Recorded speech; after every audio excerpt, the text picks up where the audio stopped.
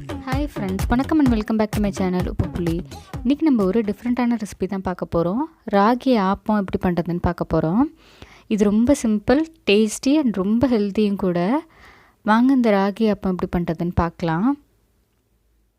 1 cup அளவுக்கு ராகி நான் எடுத்துக்கிறேன். அதுக்கு 1/2 கப் அளவுக்கு இட்லி அரிசி எடுத்துக்கிறேன்.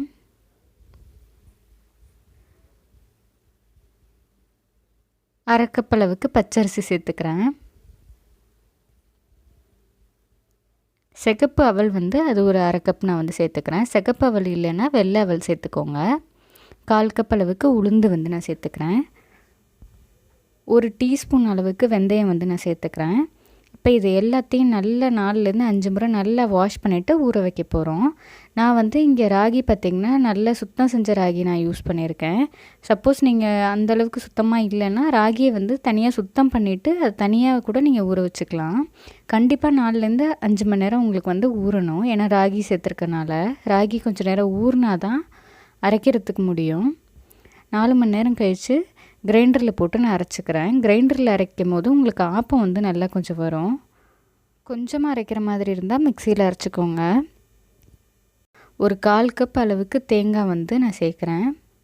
அது கொஞ்சம் அரைப்பட்டதுக்கப்புறம் தேங்காயை நான் சேர்க்குறேன். இதெல்லாம் நல்லா நம்மளுக்கு ஆப்பம் கன்சிஸ்டன்சி எப்படி இருக்குமோ அதே அளவுக்கு இருந்தாலே போதும். இது ரொம்ப திக்காக இருக்கணும்னு இல்லை. ஒரு ஸ்பூன் அளவுக்கு உப்பு கடைசியில் சேர்த்து இந்த மாதிரி ஒரு சுற்றி எடுத்துக்கிறேன்.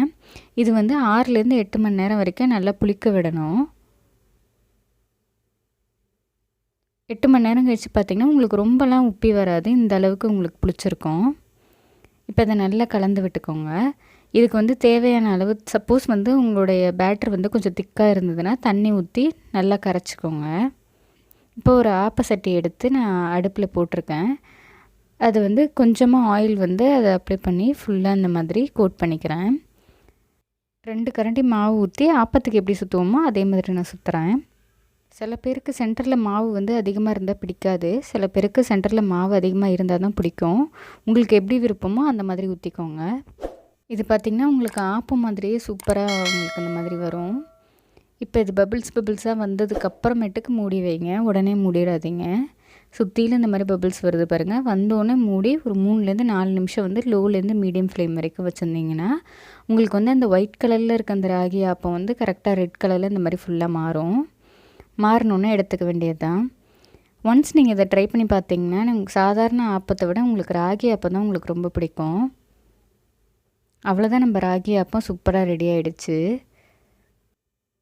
நல்லா முறுமுறுன்னு சூப்பராக ரெடி ஆகிடுச்சு.